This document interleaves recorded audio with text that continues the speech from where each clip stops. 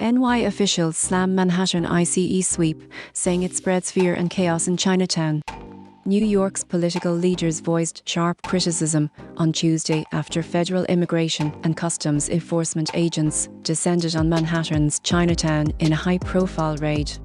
Video and eyewitness reports showed heavily armed officers rounding up individuals on Canal Street, while a growing crowd of residents shouted protest slogans.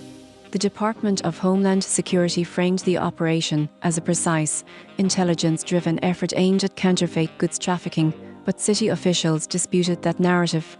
The NYPD quickly clarified that it had no role in the federal action, and Mayor Eric Adams echoed the department's stance, emphasizing that New York City does not cooperate with federal deportation initiatives that bypass local law.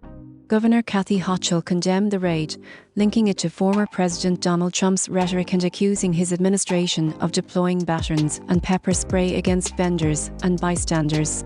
Senator Chuck Schumer labeled the operation indiscriminate, wrong, and destructive, urging immigration authorities to focus on actual criminal activity rather than sweeping street raids. Public advocate Juman Williams warned that the agents stripped street vendors of due process, tearing families apart. City Comptroller Brad Lander added that vendors pose no national security threat and praised the swift community response. Murad Awardeh of the New York Immigration Coalition described the event as a horrifying display of federal overreach, calling for safety, dignity, and legal protections for immigrant communities. A DHS spokesperson told CBS News that some protesters became violent, leading to at least one arrest for alleged assault on an officer.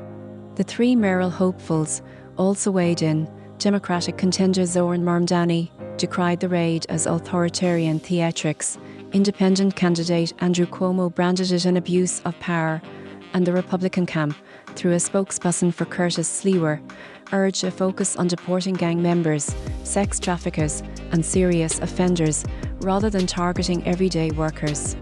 The episode has reignited debate over federal immigration enforcement in urban neighborhoods, civil liberties, and the balance between public safety and community rights.